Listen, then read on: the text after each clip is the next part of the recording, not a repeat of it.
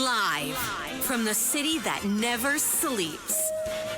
17 miles from Madison Square Garden, New York City. It's America at Night with Rich Valdez. America's favorite late-night talk program, featuring interesting guests from around the world and calls from across America. And now, here is your host, Rich Valdez.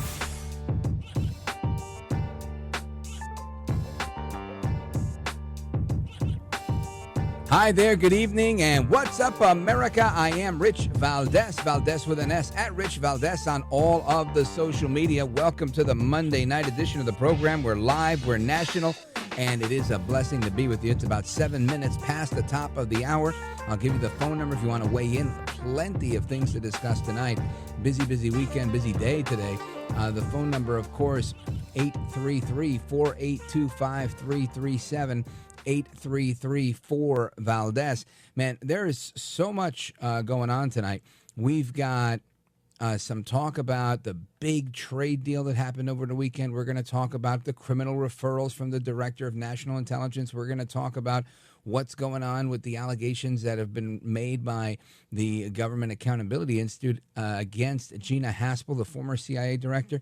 But right now, the breaking story is mass shooting in New York City. Some reports are indicating that the shooter who has killed, so far the death toll is 5, including one NYPD officer, another one shot, was shouting "Free, free Palestine." That's an unconfirmed report. I did hear that on Newsmax TV, but I haven't read it as of yet. There's plenty to discuss about this, but I want you to hear this clip from ABC News. Begin this hour with breaking news. A shooting a short time ago in the middle of Midtown Manhattan. It happened outside 345 Park Avenue between 51st and 52nd Streets. Take a look here. You can see someone with a rifle walking outside the building on Park Avenue that contains the NFL headquarters and the consulting company Blackstone. A short time later, we could see people walking outside with their hands up. Let's get right to our Aaron Katersky, who's on the phone with the latest reporting. Aaron, just give us a tick-tock of what you know happened so far. We believe that this man, who's armed with a long gun, Lindsay, shot an off-duty NYPD officer who was working a security detail at 345 Park Avenue. We believe for the Blackstone Group. The building also, as you say, contains the headquarters of the NFL. It's not clear that either of those companies or any company happened to be involved in this, but the man is believed to have shot the off-duty officer, at least one civilian as well.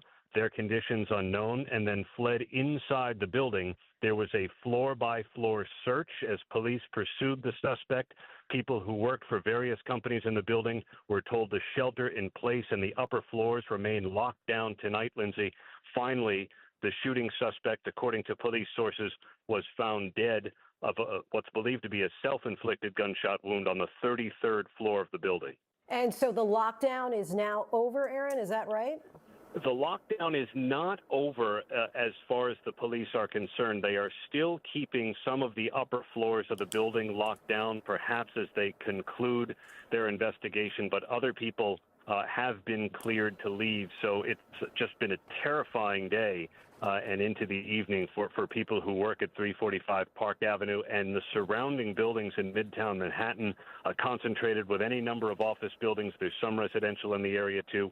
But this shooting happened in daylight on a very hot day. It sent people scattering. It sent other people who were inside the building seeking cover where they were before police gave the all clear, saying the suspect was found dead on the 33rd floor. So, again, this individual's name, the alleged shooter, Shane Tamura, killing 5, including an NYPD officer, injuring 6 others before turning the gun on himself. Right now, New York Post is reporting 5 dead in this building that houses Blackstone, the financial group, and NFL headquarters, as well as KPMG, the accounting firm. And thus far, I've heard lots of things so far that the shooter yelled "Free, free Palestine," that the shooter is 27 years old.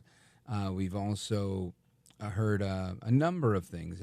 There's video of him, surveillance video of him entering the building with what looks like either a camo colored or a beige painted or black and beige. Looks like a AR-15 type of rifle. I can't see it close enough to tell if it's an AR or something bigger.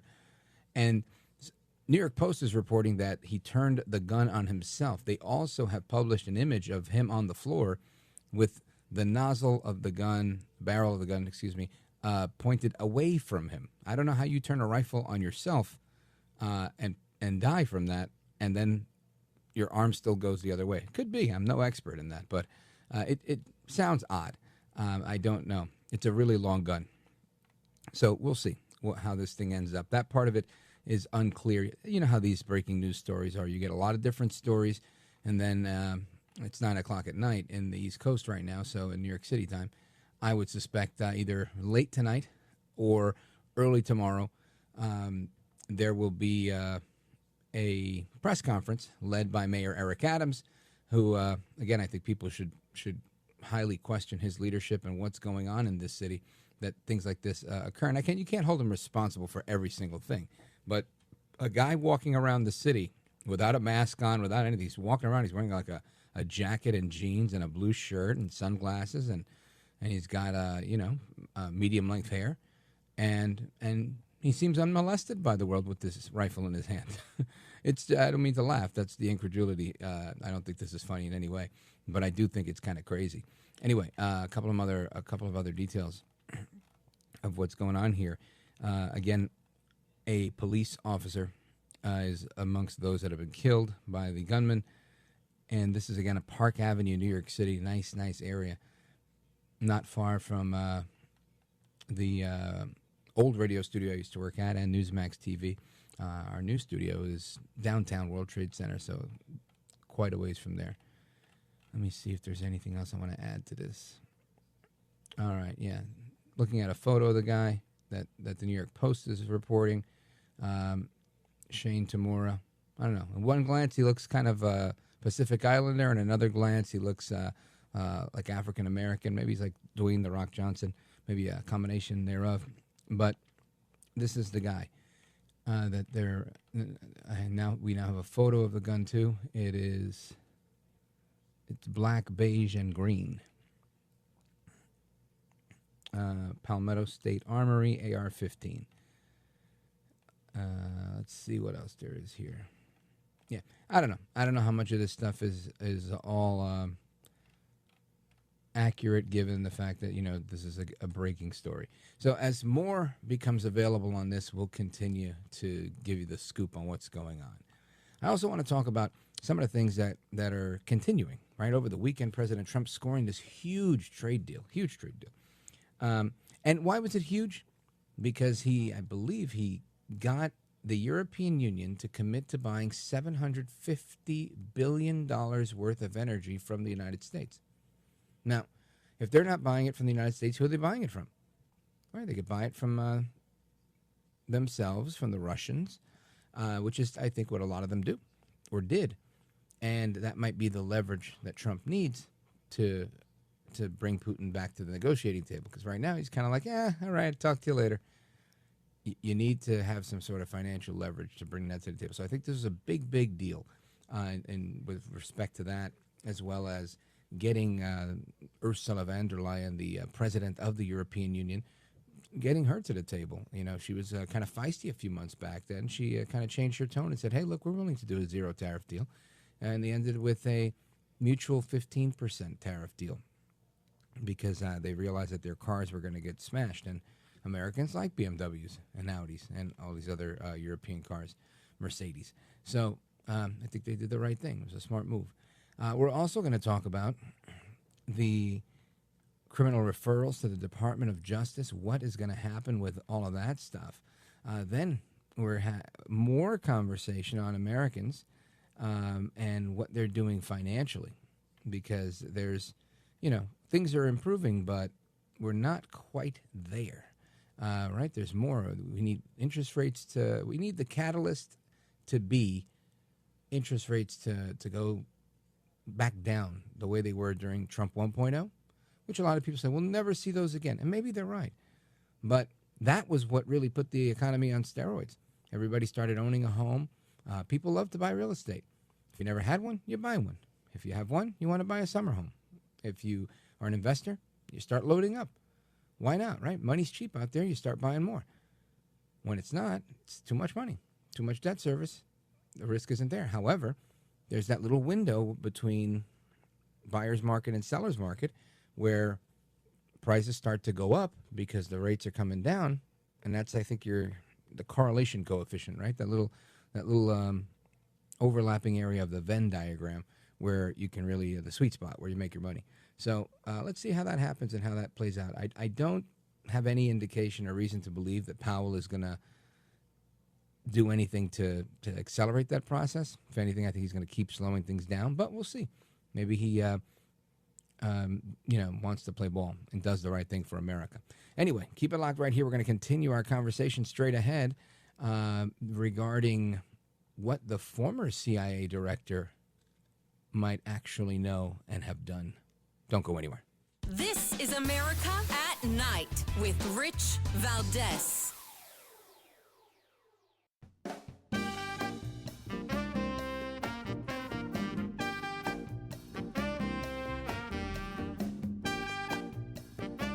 Well, thank you, Rich, and thank you for everything. I know you very well, and I listen, but I have a lot of people that listen, and they love your show, and I appreciate it very much. America at Night with Rich Valdez.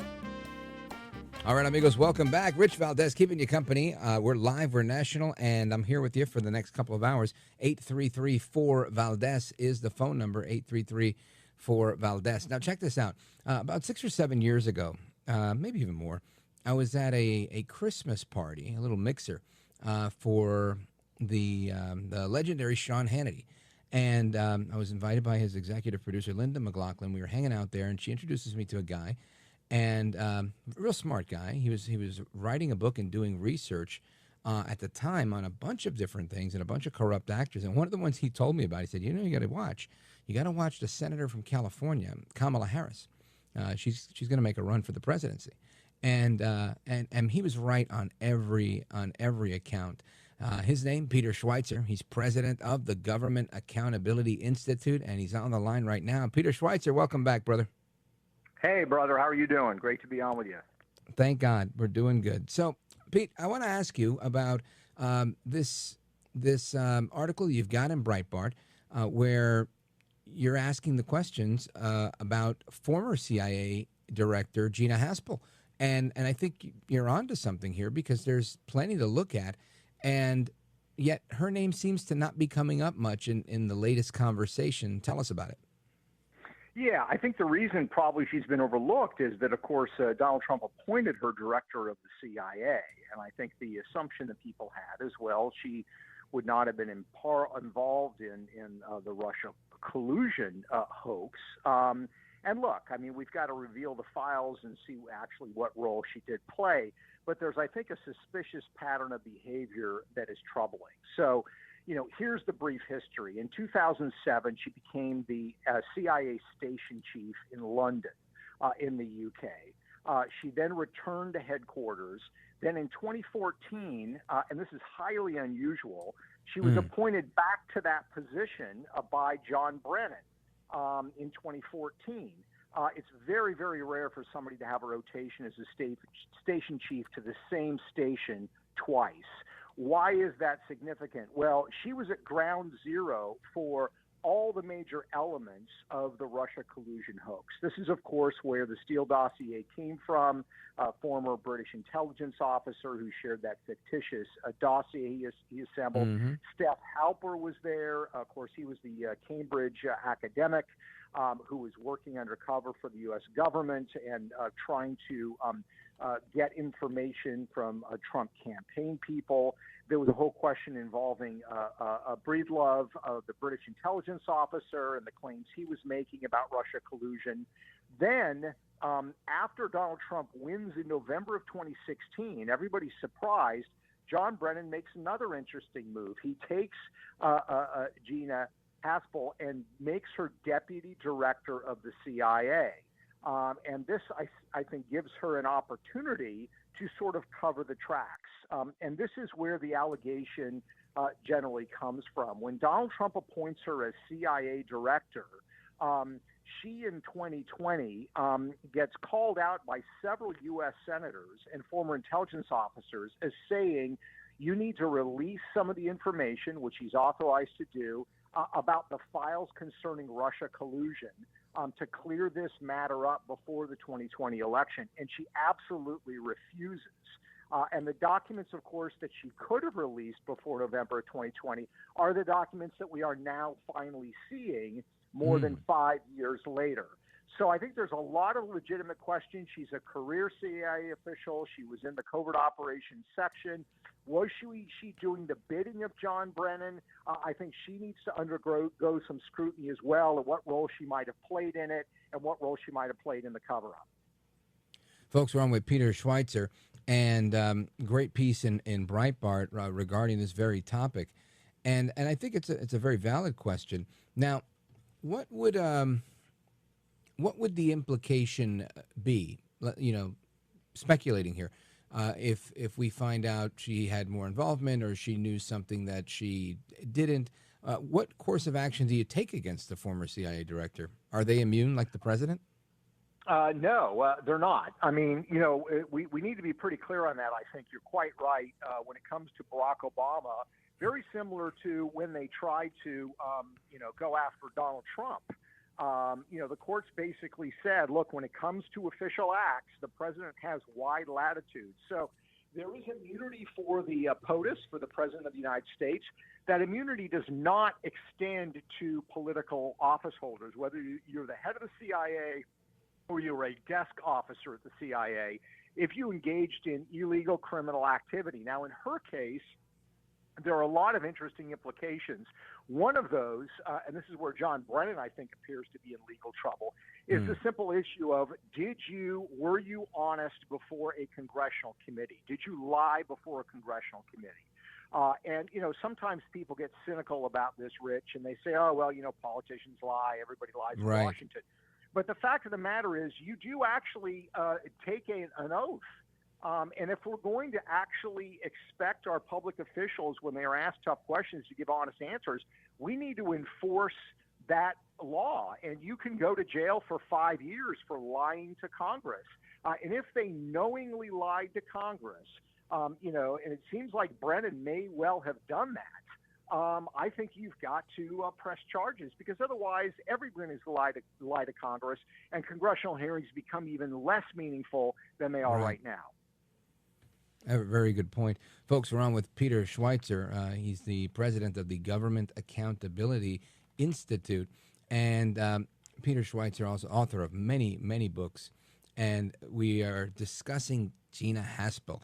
And I think it's a great place to take a look at what's going on, because, like I said, I think that's one of those names that we haven't really looked into too much. Straight ahead, I want to talk about the potential downfall of the rest of these characters, what that looks like from Peter Schweizer's opinion. And, of course, your thoughts and calls and reactions right after that. 833-482-5337, 833-4-VALDEZ. Keep it locked right here. We're coming right back with Peter Schweizer.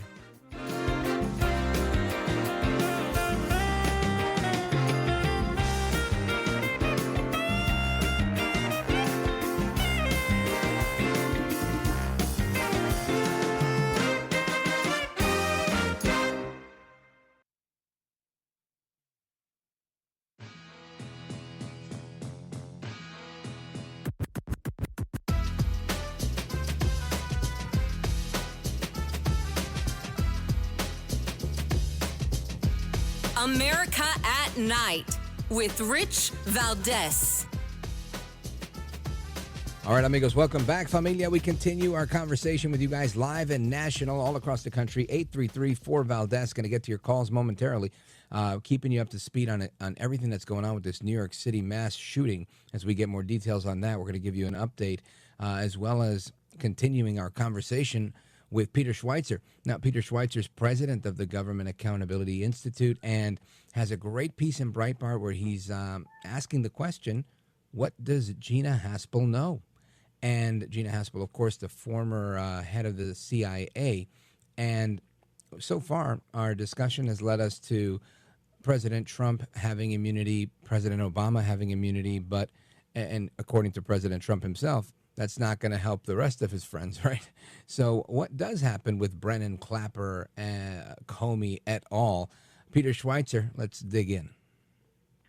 Yeah, look, I mean, the first thing you have to demonstrate, and I think the evidence is very clear, is the intentionality here. I mean, they intentionally spread false intelligence. They doctored intelligence reports to achieve a political end, and that political end was to tar Donald Trump with, Russia collusion, that he was Putin's stooge. Now, step back for a minute, Rich. There was actually some Russia collusion or engagement that was taking place, but it was actually with the Hillary Clinton campaign. Right. So when Hillary Clinton was Secretary of State, she engaged in a whole host of activities that were very beneficial to Vladimir Putin. She started something called Skolkovo, which was this harebrained idea that we're going to help the Russians develop their own Silicon Valley. There was the problem that John Podesta, her campaign chairman, her aide when she was Secretary of State, and then her campaign chairman in 2016, he sat on the board of a small energy company called Juul Energy that received $40 million from a Rusnano, which is a Russian government-run sovereign wealth fund that was run by Vladimir Putin. They invested $40 million into John Podesta's business. Then you have the whole issue of Uranium One and the sale of uranium assets in the United States to a Russian state-owned company. So this was a problem. And as this stuff started to emerge in 2016, they realized, based on internal polling, that this was her biggest vulnerability. And this is not me saying this. This was reported by Jeff Girth of the New York Times. This is the origin. This is the headwaters of saying, hey, this is a weakness for us because we're too close to Putin. We're too tied to him. Let's sort of claim that it's Trump that's the one that's actually close to him. So if you have all that backstory that was known and you are now an intelligence official and you're getting this doctored Steele dossier that has no supporting evidence, you know the backstory and you know that the Clinton campaign is peddling this, that shows intentionality when you've got people like John Brennan and others who are saying, guess what? Here's what's really going on, even though it was based on false information. He testified about it before congressional committees. He took intelligence reports and altered them and changed them. There is a series of statutes that would apply in all of those cases. And again, if we don't want this stuff to become the norm, if we don't want it to become more common than it is right now, Right. Somebody has to pay a price if they violated the law. And I think the evidence is pretty strong here. Peter Schweizer, two questions. One is you mentioned Brennan and a possible perjury deal. Great. What do you think happens? How does Podesta fit into this, and what's his culpability? Yeah, it's hard to know with Podesta. He's a campaign official. Of course, campaign officials can lie all the time. Right. That's kind of what campaign officials do. But again, he had a role at the State Department when Hillary Clinton was Secretary of State. He was counselor. So was there something in his official capacity? We don't know. Did he testify before Congress on these matters? We don't know. But all of those issues, I think, need to be raised. And there's also the issue of where the truth actually lies ultimately. How widespread was this? Who else was involved? Yes, people want justice. They want a sense that people, if they did the crime, they should do the time. And I agree with that. But we have, I think, the larger issue of the trust or lack of trust that people have in our institutions. And one of the ways you deal with that is by exposing it. If you look at what Robert Kennedy Jr. is doing with the Maha movement, a lot of that is about exposure. People aren't necessarily going to go to jail, but you're exposing it and you're bringing it to light, and then the court of public opinion is going to weigh heavily. And a guy like John Podesta's reputation is never going to be the same. Yeah, I'm totally with that. And I think you're spot on there. I think that's truly the way you do these things. But I think the overall, like the big picture here is I don't know that you can ever stop politicians from doing what politicians do, which is looking for that political end. And I'm hopeful that we can get something done here. I look back and you know, I'm hoping you'll walk me off the ledge here. But I remember Kevin Kleinsmith, right, the attorney who forged this email to get the FISA stuff going. This stuff, you know, I was so happy when he was indicted. And I said, look, they indicted this guy. And then after he gets in trouble, they kind of reverse the charges or vacate them or whatever ended up happening there. And it seems like it's not quite the pound of flesh people are thinking. So I oftentimes tell people, don't hold your breath. You know, what we want to do is expose this, correct the record, you know, make sure it doesn't happen again in the future, and make sure that people know exactly what happened. But do you think that these guys, Brennan et al., that they actually get some sort of slap on the wrist? Well, I think that's certainly a possibility. I don't think it will be as it has been in the past because the Department of Justice is not willing to pursue it. The real question, Rich, because you raised such an important point here, the real question is, where is this trial going to be held? Let's assume somebody is charged. The trial is probably going to be held in Washington, D.C. And when you look at the jury pool, I mean, if I were in these guys' shoes, I'd pick a jury pool every day of the week. Because you're going to have a jury pool drawn from District of Columbia voters who voted, 95% for Joe Biden. And you hate to look at the politics of it, but the fact of the matter is the venue matters. So I think you are right to be skeptical that you are going to actually have a book thrown at somebody by them being convicted of a crime. But again, if that is the only end game that people want, I think they're making a big mistake. The bottom line is one of the reasons I think that the Democratic Party has such low ratings is they're out of touch on some of these issues, you know, like men participating in women's sports. But I think the other reason is people are tired of the dirty games. They're tired of the manipulation.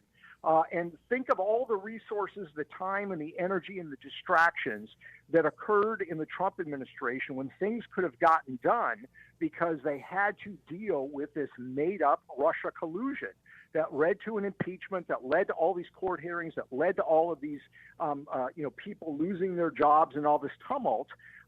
Those things still matter. And I don't think we should get so cynical that the only way that we're going to get justice is if people go to jail. Because I think you're quite right to say the odds of that happening, are not over the top, especially given the venue where these trials are actually going to probably be held, which is in the District of Columbia. Peter Schweizer, I guess final point to you.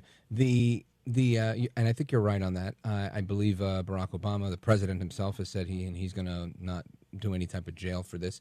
But he didn't say anything about ex post facto impeachment, kind of like what they did to him when he was out of office. What are you hearing about that? Your thoughts on an impeachment of Barack Obama?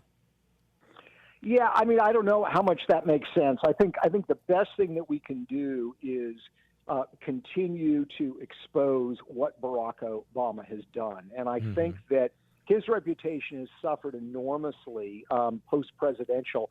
Part of it is because seems to be such a detachment between the sort of calm demeanor, steady demeanor that he tried to portray in every press conference and in every speech that he ever gave, and the reality of what kind of a political operator he is and how manipulative he is.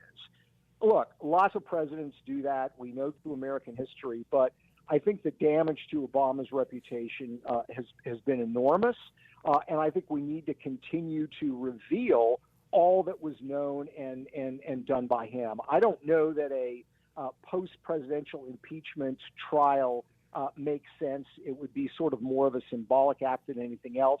And frankly, there's so many important things that need to be done right now in terms of spending that Congress can't do more than one or two things at the same time, and this would mean so much other part of the Trump agenda would not be able to advance because we'd be tied up in this hearing. Yeah, we'd lose bandwidth. That makes a lot of sense. Peter Schweizer, nobody drills down on these things like you do. Let everybody know how they can listen to your podcast and follow the work that you're doing. Well, I appreciate that, Rich. It's always fun to be on with you. My sir. Podcast is called The Drill Down. You can go to thedrilldown.com or you can follow me at Peter Schweizer on Twitter X. And thanks for having me. My pleasure. Thanks for making the time. Peter Schweizer, president of the Government Accountability Institute. You're a gentleman, a patriot, and a scholar. I appreciate it, sir. Godspeed. And amigos, we continue with your thoughts, your calls, your reactions, and everything else. Don't go anywhere. This is America at Night with Rich Valdez. Call now, 833-4-VALDEZ. That's 833-482-5337. 833-4-VALDEZ. That's Valdez with an S.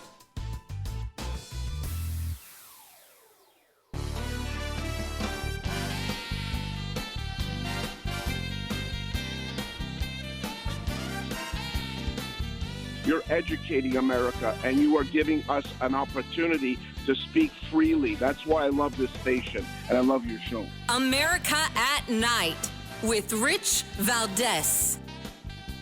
All right, amigos, Rich Valdez keeping you company all night, at least, 3 hours out of the night. In most stations, we're on for 3 hours. And let's see here. I want to go to the phones, get some reaction from our friends out there in America. Where do we go? We're going to Jerry in Palm Springs. He's on WVGA. Go right ahead, sir. Hi, Rich. It's Palm Beach County. Oh, Palm Beach County. Wonderful. I love it down there. If I sound a little out of breath, I'm sorry. I just finished working out. I was telling Christian I was on the Good for you, man. Get the workout in. Yeah, I've got a thought about the shooting in New York. Yeah, what's on your mind? I'm a New York refugee, but when I heard the address for the first time on the New York Post that I look at online, 345 Park. I looked it up, and there was no 33rd floor in that building. So I kept doing a little research.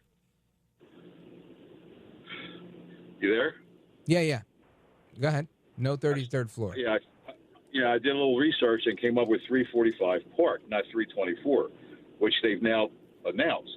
But what they're not saying, and what I found out doing further research, is the 33rd floor of that building is occupied by Rudin Properties, R-U-D-I-N, Rudin Management, which is a very old, well-established fourth-generation Jewish family that owns that building. So when you start talking about why this guy went to the 33rd floor, and if he is in fact yelling... Right, if he was in fact yelling Free Palestine, it's likely a terrorist act, if that's all true. Hearing anything about the tenant, that's their headquarters floor. You're hearing that the NFL's in a building. Right. You're hearing that Black Lives, you're not hearing that. And I think that's what you're going to find out is now why he chose to do that, whatever, I don't know. But that seems to me to be the reason. Very interesting point. We're going to do a little research on that and see what's going on. And if that is the case, that, that 2 and 2 seems to make 4. And, that's always the story with these things, these breaking news stories. You get a little drip, a little drab. You don't always know what's what until, the dust settles the next day, the day after. So thank you for that tidbit, Jerry, in Palm Beach County, Florida. Love Palm Beach County. That's where Mar-a-Lago is in Palm Beach. And nice. I've stayed at this one little hotel. I'm forgetting the name right now, but very, very nice. Like I'd say half a mile away from Mar-a-Lago, but it's right on the beach. And it's great. That beach, there's nobody ever on the beach in Palm Beach. So nice. You go out there, it's like your own beach. Anyway, so we'll continue. Where do I want to go? I want to go to Stephen. He's calling us from Atlanta, Georgia. Go right ahead, Steve. WGKA. Hey, thanks for taking my call about Yep. this. So what do you think? I mean, isn't the process the punishment? I mean, isn't that really, truly what we should be doing with these people? Because didn't they put 4 of his top people in jail? Didn't they put 1,200 of the Jan 6 people improperly in jail in solitary confinement for 2 years before they even charged them? Shouldn't we put them through the process where they have to spend millions of dollars of their money to defend themselves against them? This is a question of, I'll use a spiritual reference or a biblical one. This is a question where we do use introspection. We ask ourselves, are we looking to go an eye for an eye, or are we looking to turn the other cheek? And I can't answer that question for President Trump, for Pam Bondi, or for Kash Patel. I do know that oftentimes, based on my experience in government and having observed politics for the last couple of decades, I can tell you that most people that are decent people, decent human beings, which I think all of the ones I just mentioned are, they're not looking for the personal demise of people, right? I'm sure Trump is frustrated. Very sure the president is frustrated. But I don't think he wakes up and says, man, I hope we can take these guys' law licenses away. I hope they rot in jail. I think he's looking for a fair adjudication of what's going on. And I think he also realizes there's some pressure that has to be applied to the gas pedal. And he's got to go in a lot of different directions. Is this one of those directions that he's going to put all of his oomph into flooring the pedal to the metal? I don't know that he would say yes on that. I think he would say, look, if there's something there, we go for it. If not, he's got plenty to do. So I hope if there's some sort of criminality and it can be proved dead to rights, I hope whoever did what they did is charged. I hope that they have their day in court. If they're convicted, I hope they do whatever penance and time and whatever punishment they have. But to become the Democrats in order to fight the Democrats, I think is a line I wouldn't want to cross. I'm not going to go and say, I'm going to eliminate your ability to earn money. We're going to go after you. We're going to bend the law to make things even worse for you, which is really what they did, right? Lawfare isn't legit. Lawfare is wrong. And that's what they used. They used it against Giuliani. They used it against Trump. They used it against so many. Paul Manafort, poor man, had a heart attack while he was in jail. I think he had 2 heart attacks in jail. But this is brutal. And I think some people might be really upset and say, yeah, if we went through that, you should go through that too. But I don't know that President Trump is that guy. I really don't. I don't think he's just that kind of person. I think he's just a fair kind of guy that he'd prefer to make a deal. He'd prefer to make some money. And he'd prefer to move forward rather than move backward. And that's just my thought on that one, Steve. Thank you for the call, WGKA. If you disagree with me or you want to air your frustrations on my take on this, feel free. 833-482-5337, 833-4-VALDEZ. This is America at Night with Rich Valdez.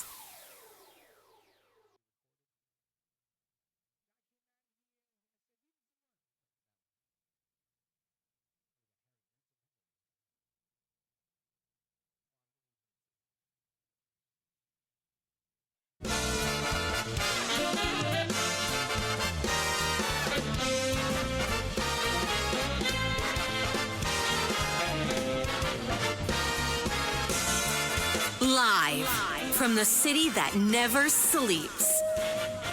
17 miles from Madison Square Garden, New York City. It's America at Night with Rich Valdez. America's favorite late night talk program featuring interesting guests from around the world and calls from across America.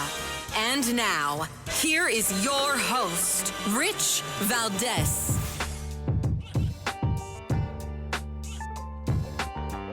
Hi there, good evening, and what's up, America? I am Rich Valdez, Valdez with an S, at Rich Valdez on all of the social media.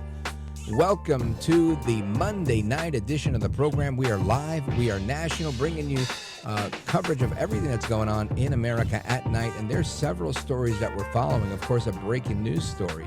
But let me give you the phone number, 833-482-5337, 833-4-VALDEZ. I want to hear from you guys. In the last hour, I spoke with somebody who gave us a couple of tidbits on some of the things that had not been reported. And as you know, with these active shooter, terrorist type scenarios, information comes out very slowly. In a little bit, the mayor of New York City, who I like to call Elite Eric Adams, who I blame for so much of the crime in New York City, is scheduled to give a press conference. But here's what we know right now. There are 5 people that have been pronounced dead, killed by a guy named Shane Tamura, 27 years old. He pulled up with an AR-15 that I believe belonged to him. He had a concealed carry permit on him. There are reports in the New York Post that he shot himself. I don't know how he pulled that off with the AR-15. If you look at the way they showed a picture of his body, and it looks like he got shot, not that he shot himself. But either way, whole lot going on. I've got a lot of questions. A number of firms are in the place where he was shooting on the 33rd floor of building number 345 on Park Avenue here in New York City. And this is a big story because I think we don't have the answers. Now, there were some initial reports that somebody was yelling, "Free, free Palestine." That is accurate. However, these individuals were outside while the shooting was occurred. Listen to this eyewitness account. This guy, he comes out of here with the he's from Palestine. He keeps saying "Free Palestine." He got his face covered up in the Palestine stuff. He walking out. The police don't pay him no mind. I said, it's him. And then they end up getting him. They got him, and they put him to the ground, and they got him. Tried to bomb it up. I don't know. He tried to bomb it up, and so did the lady. The lady that he came in there with, she left with a red bruise on her face, though. She went. Right. This woman is talking about two individuals that were outside of the building that were taken into custody, and as of right now, it seems there may be no relation from the NYPD. They're not indicating anything. But again, press conference from NYPD is forthcoming in just a few minutes. And if we could bring it to you live, we will. The other stuff that I want to talk about here is how things get conflated very quickly, right? So there was a guy outside with a Palestine shirt on. He was at a protest. So was this woman. I don't know if they're with this guy or not, but they were all there at the same time, and I don't know if they were together. So we're going to get some details on that as it becomes available. Mayor Eric Adams also putting out a video on X. Listen to this. New Yorkers, this is Mayor Eric Adams, and I'm here at the scene of 51st and Park Avenue. Unfortunately, we had a shooting here with multiple injuries. The perpetrator, the known perpetrator, is neutralized at this time. Those who are in the building, we're asking you to remain inside as police officers are doing a floor-by-floor search. We believe, again, the perpetrator is neutralized at this time. We're going over to the hospital to speak with the family and loved ones involved in this incident. We did have a shooter with multiple injuries at this time, but the perpetrator is neutralized. All right. Again, that's the mayor of the city of New York, who's trailing in last place in his polls, and that's the reason why, because he does such a bad job of being mayor. If honestly, I'm not going to get on that right now because it will distract from this story. But as we get information on that, as we get information about the press conference, we'll try and bring you some of those elements live in a little bit. Also, we've got another little thing going on here, right? I mean, there's a lot of things going on. The Wall Street Journal reporting that Democrats are very unpopular right now. Check this out. The Wall Street Journal releasing a poll today, and 63% view Democrats negatively. Only about a third of people actually approve of what's going on with Democrats.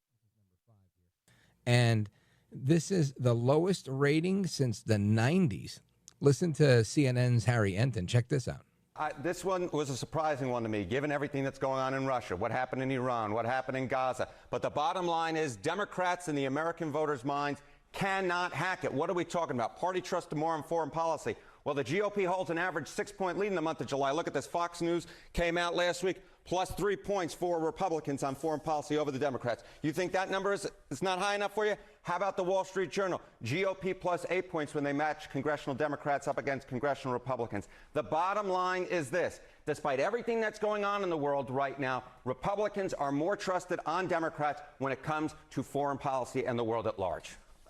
How has this changed, or how does this compare to during the campaign? Yeah, again, this to me was a surprising number, since Donald Trump said he'd come in and broker all these peace deals. And while he's brokered some, he hasn't obviously brokered one between Ukraine and Russia, and obviously the situation in Gaza. But take a look here. Trust more in foreign policy. You go back to 2024.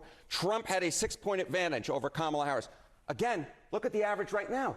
It hasn't moved despite everything that's going on in the world. You see Republicans plus 6 points here. And this goes back to a larger issue that we have discussed over and over again here in the mornings. Despite any misgivings that the American public might have about Donald Trump, when you match up Republicans against Democrats, Donald Trump against Democrats, still at this particular point, they are doing significantly better than you might expect. And when it comes to the issue of foreign policy, again, what you see is in the American voters' minds, Democrats simply put can't hack it. More voters trust Republicans on foreign policy, very much like they did back during the 2024 campaign. So check it out. It seems that the Democrats are finally being seen for who they are, what they do, what they contribute, what they provide. And good. This is, when you level the playing field, right? When you are finally having a fair and honest discussion, voila, people can make educated decisions based on the information. Prior to, you had Rachel Maddow and Joy Reid and Allison Camerata and Chris Cuomo and Don Lemon and let me see the other one, Jim Acosta and Brian Stelter. And I mean, so many people that were, beating the same orange man bad drum. Every day was here's why Trump is bad. He's a king. He's a dictator. He's this. Meanwhile, people are like, hey, by the way, I'm not blind. Things aren't that bad. Doesn't mean that everything's roses and things are perfect and fantastic. No. But it also means that things are not as bad as they're saying. And guess what? They were worse before Trump got back. That's the bottom line. And people realize that and they know it and they see it. Inflation continues to go down. You've got more peace throughout the world. Trump is making more tariff deals, more trade deals that they said, oh, he's going to break the economy. He's going to break this. He's going to break that. Seems nothing's broken except he's breaking the bank over here with all this tariff money that's coming in because people want imports. If you want imports, you got to pay for the import. I get it. And that's how that works. I always said that, right? I said, look, if President Milei in Argentina, if he decided not to participate with Trump and I had to pay more for the red Malbec wine that I like, then either I was going to pay for it or I was going to switch to Napa. Just sometimes the imports are, I can get an imported bottle of wine for like $20 or 25 or 30, or it depends what you want to get, right? The low-level stuff, mid stuff, high-level stuff. But Napa stuff, it starts around that price. And that's right from California. It's a lot closer than Argentina. So I would probably make the switch to that, even though right now it's more expensive. And after tariffs, it might be cheaper. But thankfully, President Milei decided to play ball, so I don't have to pay extra for my Malbec right now, just yet. But my point is, those are the decisions people will have to make. Do I want to pay the import tax or not? That's up to you. If it's cheaper for me to buy a Cadillac Escalade, maybe I don't buy the Mercedes-Benz G-Wagon or whatever foreign car you like, And that's ultimately up to you. If you want to avoid a tariff, you know what to do. Buy something made in America. That's simple. So I think we're trending in the right direction, and everything they said Trump was going to do, he hasn't done. He hasn't started World War III. In fact, he's ending wars. He hasn't broken the economy. In fact, he's strengthening it. He's introducing cryptocurrency, making us the leader in AI. I mean, just on so many different levels. The border is secure. I'm thrilled with this stuff. I really am. And we're only 6-7 months in. Kudos to El Trompito, Donaldus Magnus, the 45th president of these United States. Now, straight ahead, we are going to continue talking about what's going on with immigration, what is going on with the other legal stuff that's going on, because there's a lot of stories out there. And we talked a little bit about these DNI criminal referrals. I want to talk a little bit more about that with somebody who's both served in the military, has served as a federal prosecutor, and so much more. So keep it locked right here. It's Rich Valdez. We're coming right back with Cully Stimson. This is America at Night with Rich Valdez.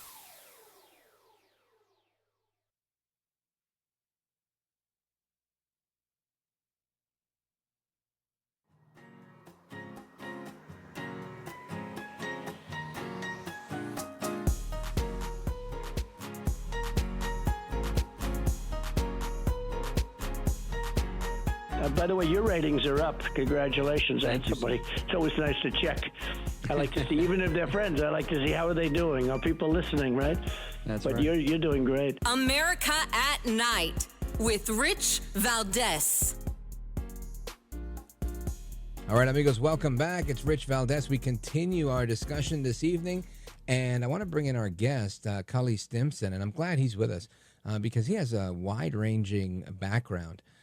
He not only served in government in different capacities as a lawyer, as a federal prosecutor, authoring papers on the authorization of military force to eradicate ISIS.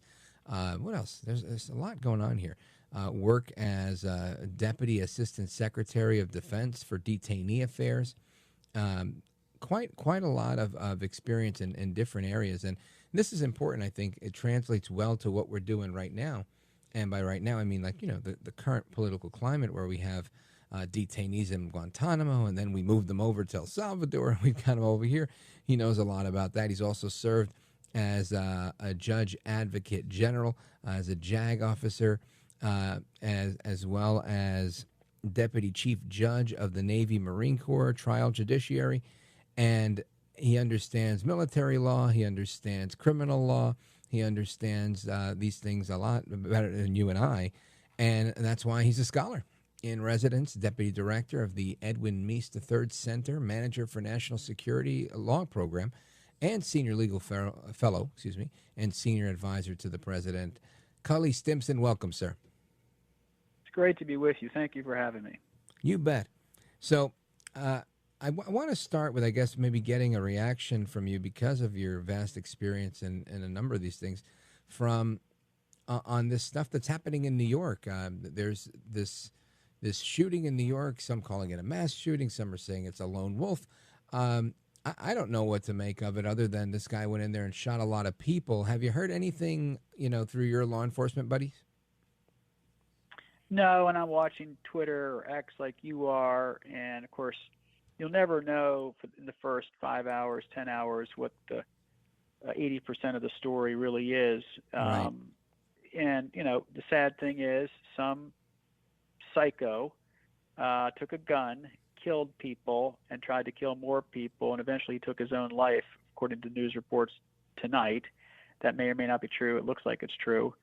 The why sometimes is hard to tell. Sometimes you never know. Like, look at the Brian Kohlberger Idaho case. I mean, even the guy pleads guilty, won't tell you why he did it. So we may never know why. Looks like he was a football player, and he's made some videos that I've been watching. Looked like a normal chap.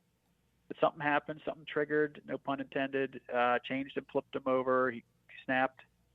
So it's a tragedy, and we'll see what happens. Now, Cully Stimson, your work as a federal prosecutor, I appreciate you sharing that little tidbit with us, that in the first 5 or 10 hours, it's hard to get your finger on the pulse because there's so many moving parts and people are freaking out and you're getting all sorts of conflicting reports. But when you did this type of work as a prosecutor, how often did you see this type of thing where there was so much confusion around these incidents? Not often. I was a homicide prosecutor in Maryland and in D.C. at the U.S. Attorney's Office.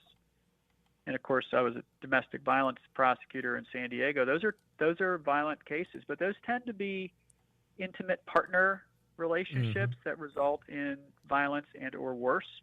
And so I've never been involved in a mass casualty shooting situation, but unfortunately we've seen too many in this country. And so I think, the protocol tends to be flood law enforcement to the zone, secure the area, make sure that the victims are saved, that if they can be, figure out if it's more than one person, eliminate the threat if you can, and then you go through your deconstruction and forensic analysis piece. So that tends to be the protocol. Everyone is different, of course. This one is unique, sadly. But it looks like it was a one shooter. Hopefully that's true. And it looks like he's dead. And hopefully that's true. Yeah, good point. Now, we didn't bring you on for that, but it's always good to pick your brain since you've been around so much of this stuff. And I want to get your thoughts on something we've been talking about for a number of days, which is the bombshells that and bombshells that we knew about, but bombshells because they're out now. They've been released, these documents, by the Director of National Intelligence, Tulsi Gabbard. And while we only have I'd say about 90 seconds in this segment, we're going to come back and really explore this. But to set the stage, there's a lot of people that are very interested in seeing some sort of legal prosecution for people to be held accountable, and I'm not opposed to that. I'm skeptical of it. I'm rooting for it, right? I'm hoping that actually happens, but it's my belief that this is how things are going to be. So I want to get your thoughts on that and a couple of other items when we come back. And I want to remind the audience who we're on with. Folks, we're on with Cully Stimson. He's Deputy Director of the Ed Meese Center for National Security Law at the Heritage Foundation, and we're going to continue with him. Of course, we're going to keep you posted. I see that the press conference with New York City Mayor Eric Adams and Police Commissioner Jessica Tisch is beginning as we speak. We're about 20 seconds away from our commercial, so we won't be able to bring you that now, but we'll be monitoring that and recording that to bring you a clip of it when we return. And, of course, continue our discussion on these national security implications with our guest, Cully Stimson. If you want to weigh in on the show, I invite you to do so. 833-482-5337 is the phone number, 833-4-VALDEZ. So don't go anywhere. We're coming right back with Cully Stimson.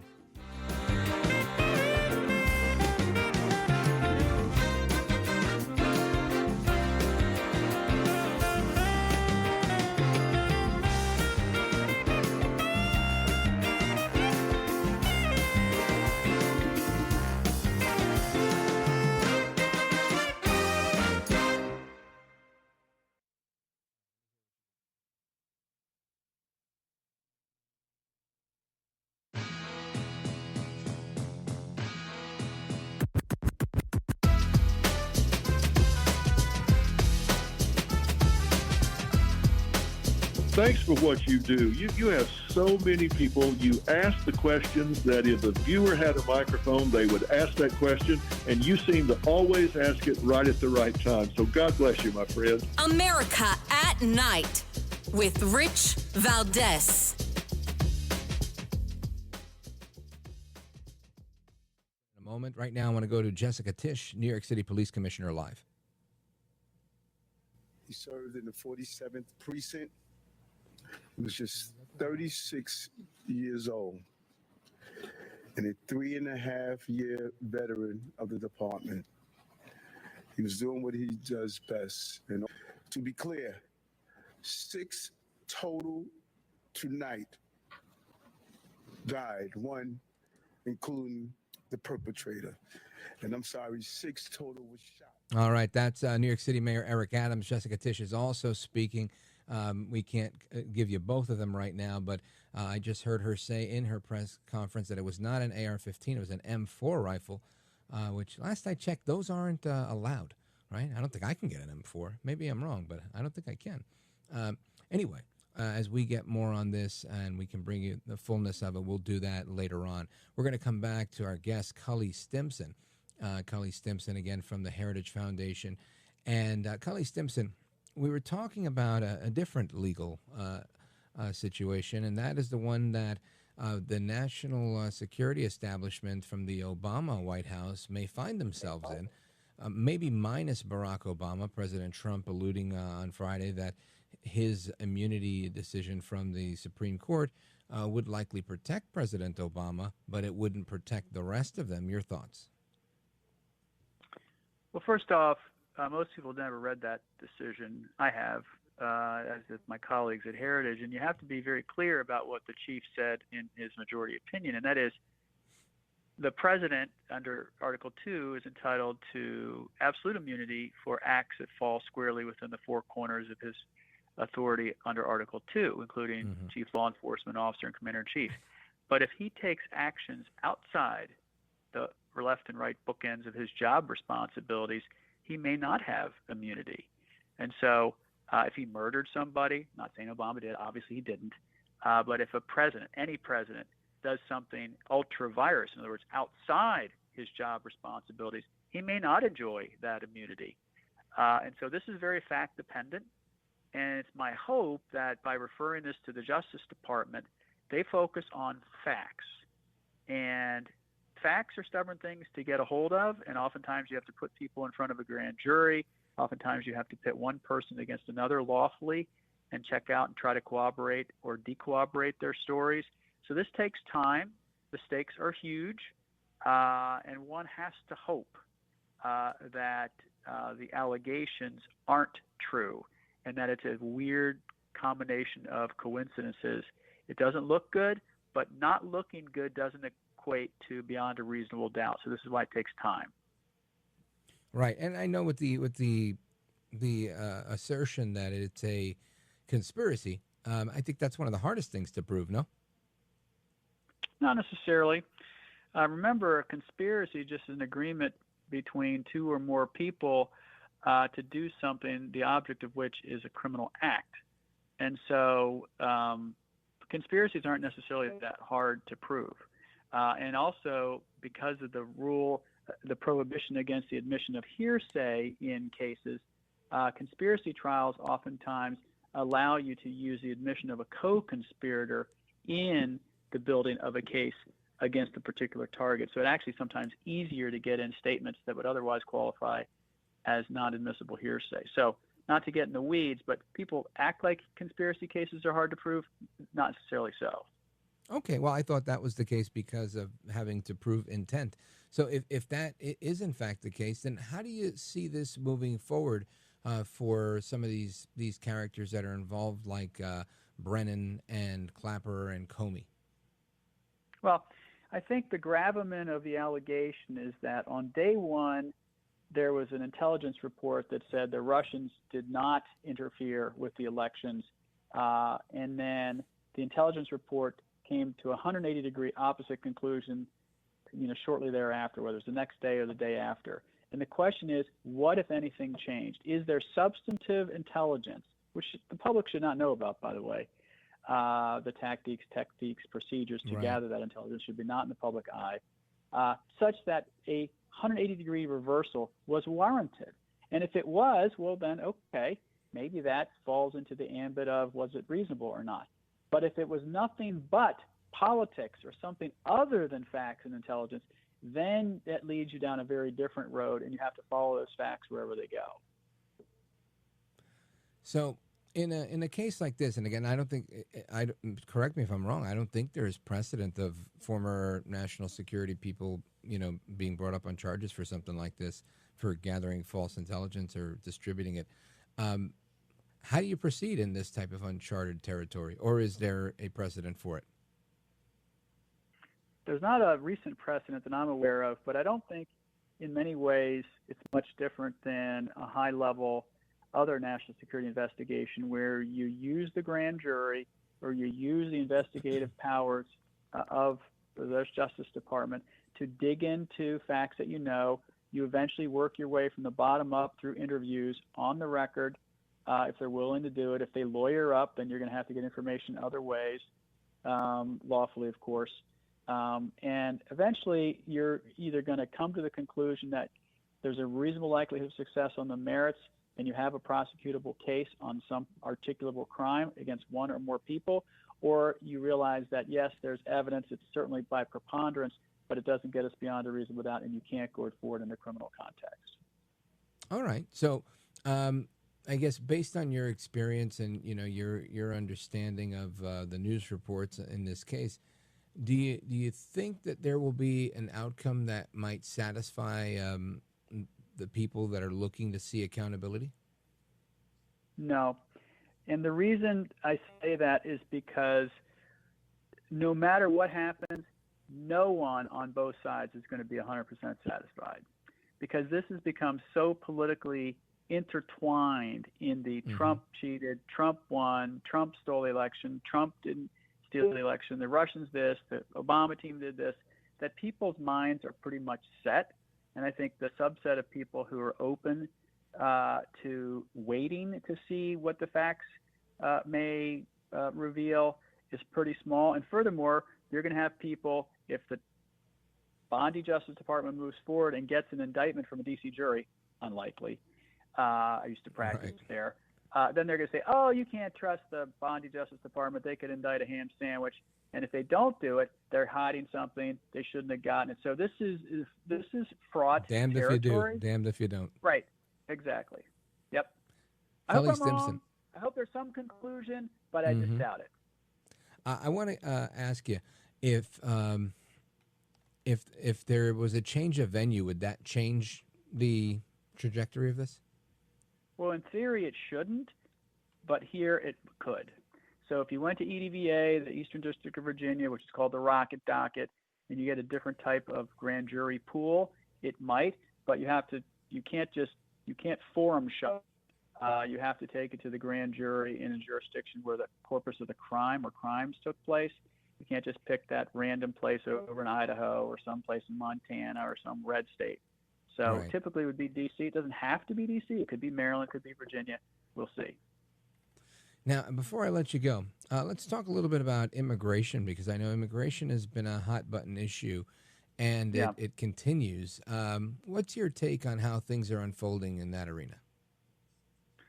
Well, I guess they do need a big, beautiful bill on immigration, massive immigration reform to secure the border. They just need a president with backbone. Yeah. And so that helped. Senator Padilla, with all due respect to him, he reminds me of the types of stuff we all tried to get away with our parents. And that is, you want to eat your dessert first, right? You don't want to eat your dinner. You don't want to eat your peas and carrots.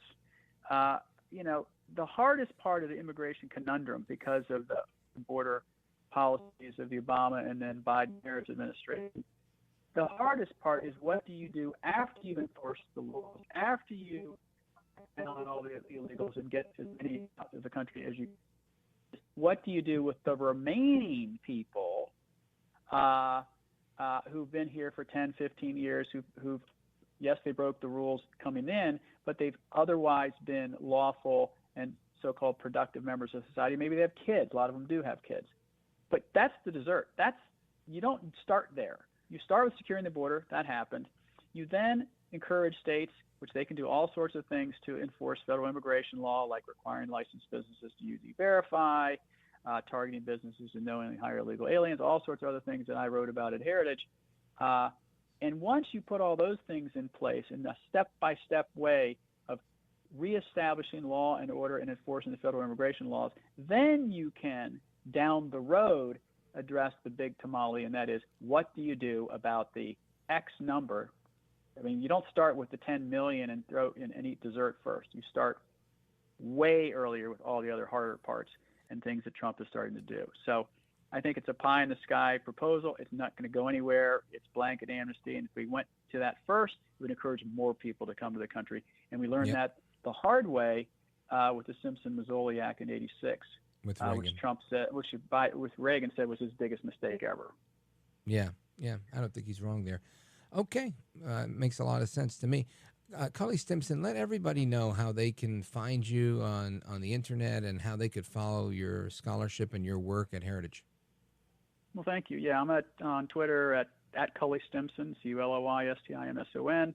You can go to heritage.org and see my scholarship there, or you can read my book, Rogue Prosecutors, How Radical Soros Lawyers Are Destroying America's Communities, available on Amazon or Barnes & Noble, or on Audible. You can listen to it. Cully Stimson, you know your stuff. I appreciate the conversation. I hope to have you back soon. Godspeed to you, sir. Thanks for having me. Appreciate it. You bet. And amigos, we're going to your calls, your thoughts, and so much more straight ahead. This is America at Night with Rich Valdez. Call now, 833-4-VALDEZ. That's 833-482-5337. 833-4-VALDEZ. That's Valdez with an S.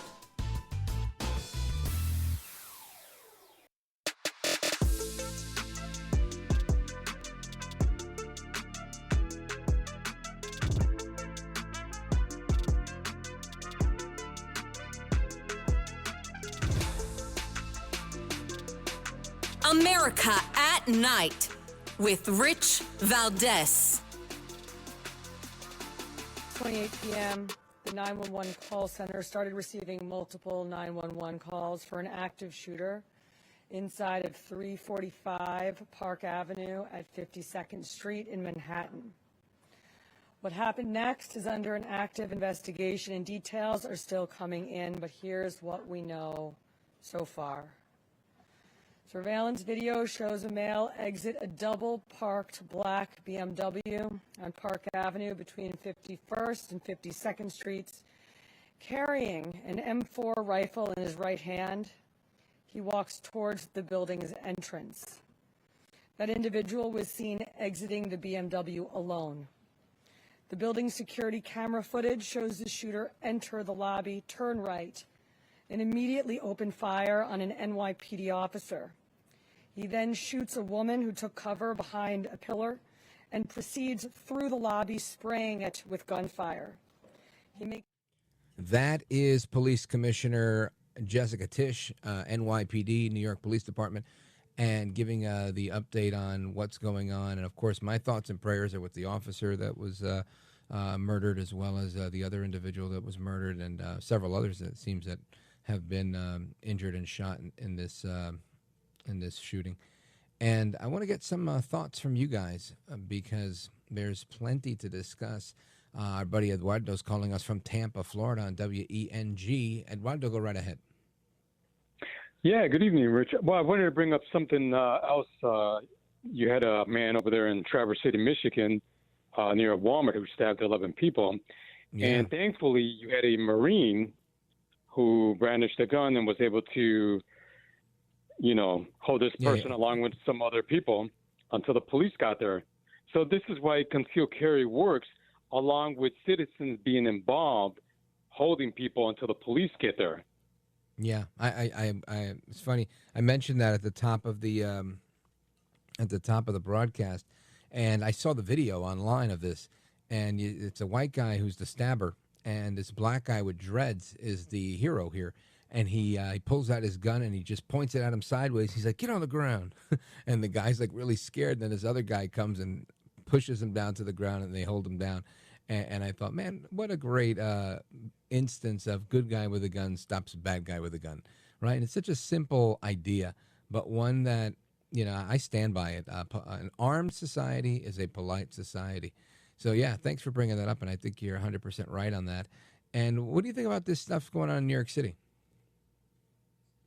Well, yeah, I mean, this is another target of a Jewish people with this Free Palestine movement going across the nation, and Madami is like their folk hero if he gets elected in November. It's funny, he's not even around, even though he's called to defund the police who responded heroically to this. But he's not only called to defund them, but he's at a big ritzy wedding in Uganda. He's not even in New York City. Karen Bass, who was in, I think it was Ghana, remember? While the fires were blazing over there. Yeah.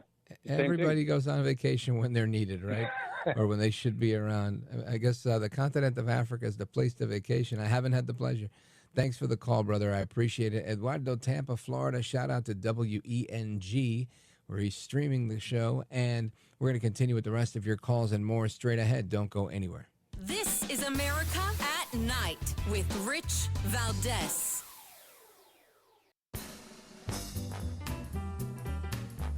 All right, amigos, we go to Sterling, Virginia, WMAL. Let's check in with Chris. Chris, go right ahead. It's the speed round. Go for it. Hey, Rich, how are you? Wonderful, thanks. I heard your guest before, and he was talking about where he said people that have been here 10 or 15 years that they should be able to stay. And I'm thinking, well, if you robbed a bank and you got caught after 20 years, could you keep the money? Yeah. And conservatives are supposed to be for law and order. In one breath, they're for law and order. In the next breath, they want to, have this mass amnesty. I don't think we can do it. I don't want them voting either. They have to go back home and come back legally, I guess. Yeah. Well, listen, I think part A of Trump's plan is just that. The president wants them to go home and come back the legit way. But on at least two occasions while he was president the first time around, he made a recommendation and suggested that we make a pathway to citizenship or some sort of legal status beyond DACA for the Dreamers. And the Republicans fought him on it, and he wasn't able to get it done. But President Trump was open to it, and I think, and he does that from a matter of pragmatism. I know that is not going to go over well. That's going to go over as well as there is no Epstein list, with the base. But at the end of the day, I think there is an argument to be made, and they're going to make it. Whether it wins or loses, I don't know. But there's going to be an argument made about people that are here unlawfully, but that are living lawfully, despite their status. People that are working, restaurants, this, that, whatever. I don't know, and paying taxes, right? I don't know what that's going to be. I know that President Trump keeps saying, we're going to make it really good for you. And I don't know what really good for them means. Right now, I suspect that means putting them at the top of the list to go back home and come back in through an express type of system. But I'm with you. I do believe that ultimately people that are here unlawfully, in particular criminals, are going to continue to be deported. And I don't see that relenting at all. Thanks for the call, my brother. I appreciate it. I see we have calls from Kathy in Wisconsin, from Jay in Chicago, from Antonio. But we can't get to all of you right now. So if you hold on, I'll get to you on the other side of this break. This is a lengthy break, but we'll be back, and I will be taking more of your calls. So keep it locked right here. Again, Chicago, Illinois, Oshkosh, Wisconsin, WOSH, WLS, WVMT, and so many more. 833-482-5337 is the number if you want to join us. Open phones across America. The phone lines are now open. And when we come back, we continue our discussion on everything that's going on in America at night. Keep it locked right here. I'm Rich Valdez.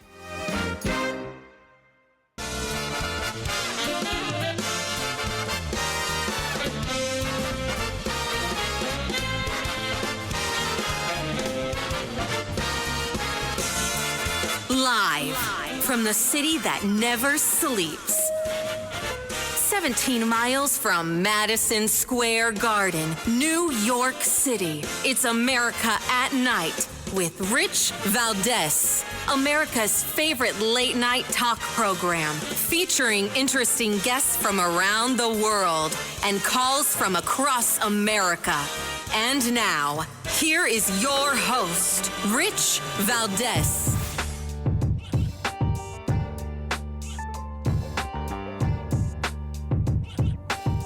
Hi there, good evening, and what's up, America? Rich Valdez with you for another hour. Happy to be here with you. We're live, we're national this Monday night. It's 7 minutes past the top of the hour, and the phone number is 833-482-5337, 833-4-Valdez. We're talking about a number of things tonight, of course. The big story of the night, this shooting in New York City where a police officer was killed. Where another individual was killed. Several other, I think 5 or 6 other individuals were shot. Some of them may or may not make it. There's a lot of nuance in this and a lot of development. And we've heard from New York City Mayor Eric Adams offering his thoughts and prayers and condolences, as of course we all are. We also heard from Police Commissioner Jessica Tisch describing the attack as someone that pulled up in a black BMW outside 345 Park Avenue here in New York City, not far from 40 or 50th and Park is, I think, the cross street there. And the individual got out with what she described as an M4 rifle and made his way into the lobby, brandished the weapon, shot some people in the lobby, went upstairs to the 33rd floor, which is home to a number of companies, including Rubin Property Management, and that was brought to my attention by one of our callers. And then started shooting people there. He's been described as Shane Tamura, 27 years old, from Las Vegas, Nevada. He had a concealed carry permit on him that identified him. The initial report is that he himself took his own life. The photos that have been released by the New York Post do not seem extremely consistent with that. So I'm thinking we might hear some other story by tomorrow or as this continues to develop. And that's what we know so far. There was several people barricaded in their offices with furniture piled up against the entranceway so that he couldn't make his way to them. Talking about like 10 or 15, lounge chairs, couches, desks, file cabinets. I'm looking at one photo of these guys moving every last piece of furniture to block the doorway for this guy to get to them. And I'm sure it was a very harrowing experience for a number of people. There are, a bunch of different images on Twitter that some people call X. Let me see. The NFL is up there as well. There were some employees at NFL that were sheltering in place, as was the request from the police. They got in there and they found this guy to be dead. Again, New York Post is reporting the weapon as a Palmetto State Armory AR-15 with smears of blood. The police commissioner, Jessica Tisch, describing it as, I think she said an M4 or M1 in her press conference just about 20 minutes ago. So the gentleman had ID, the gentleman being the killer, alleged killer, Las Vegas Metropolitan Police Department, concealed firearms permit, Shane D. Tamura. This was issued 2 years ago, June 14th. That is what he had on him. And all these photos, again, are in the New York Post article that I was looking at. So as there's more on that, we'll bring you more. I'm sure by tomorrow there'll be a whole new story on it. Of course, our friends in the conspiracy world will have, changed the story. It was a deep state actor. They used MK Ultra. They did this. They did that. And, who knows what else will be added to this story. But that's the story on that. Now, I want to get your thoughts, your calls, your reactions this hour. I want to hear from a lot of people. We're also going to talk about President Trump. President Trump scoring a big deal with the Europeans. And after scoring that deal with the Europeans, putting Russia under some pressure. He recently spent the weekend at Trump Turnberry, which is in Scotland, and he says he's disappointed, very, very disappointed with President Putin. Listen to this. I would have said 5 times we would have had a deal. I've spoken to President Putin a lot. I got along with him very well, but 5 times, and every time 4 times maybe, but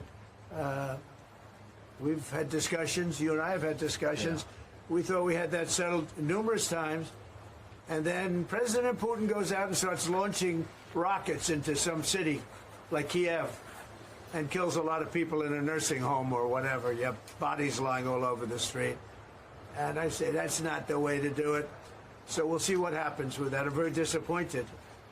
I'm disappointed in President Putin. Very disappointed in him. So we're going to have to look, and I'm going to reduce that 50 days that I gave him to a lesser number because I think I already know the answer what's going to happen. So President Trump saying, look, less days for you. Looks like we're going to have to get more aggressive with them.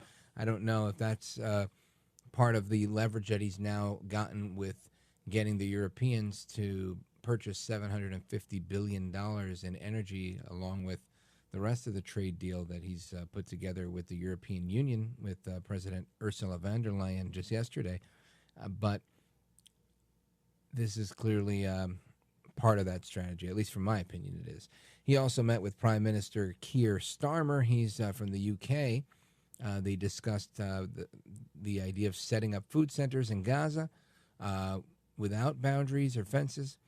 They've also had some conversation about how else they're going to deal with Hamas, of course, integrating with the State of Israel.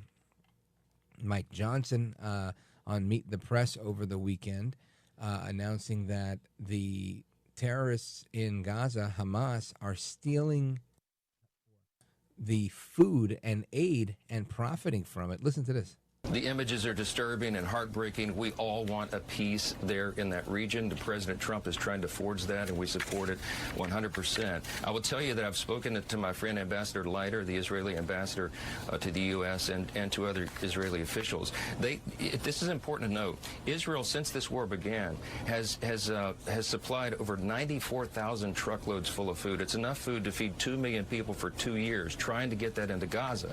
But Hamas has stolen the food, a huge amount. In fact, in 2024, the numbers are that Hamas profited over $500 million in stolen food aid that was supposed to go to these poor people who needed it. That's half of their budget. So this is a broken system. The UN needs to work with Israel to make sure that the food is getting to the people that need it most.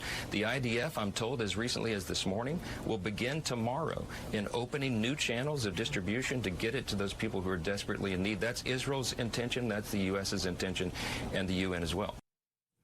Again, that's Speaker Mike Johnson speaking to the issues with what's going on there. And I mentioned this way earlier, but the Wall Street Journal has a poll out. 63% of the people responding to the Wall Street Journal poll, which has been conducted since the 90s, view Democrats negatively. Only a third, or 30-some-odd percent, 33%, feel that Democrats are doing a good job and are trustworthy. And, man, they really, really, really take them to task. In a little bit, I'll replay a clip that I played from Harry Enton on CNN. And the outcome of that, he was saying he was surprised. I'm not. The Democrats have been doing a pretty miserable job of trying to make themselves anything other than anti-Trump. If Trump says it's blue, they say, no, that's green. It's red, it's black, it's purple. They just, whatever they can do to disagree, but they're not providing any solutions. And every day it seems clearer and clearer that what the Democrats once stood for, they don't stand for anymore. And what they stand for now is nothing but chaos and spending and transgenderism and everything else that I think most Americans just aren't really subscribing to, other than a small minority of people that are very radical. So the Democrats have an image problem, they have a messaging problem, and they have a fundraising problem. I'm looking at a piece in the Washington Post from Hannah Knowles just about a week ago, and she says that Democrats can't keep up with Republicans in their fundraising. So is this the end of the Democrat Party as we know it? I don't know. We're going to talk about the economy, President Trump's big trade deal, and so much more when we come back. Don't go anywhere. This is America at Night with Rich Valdez.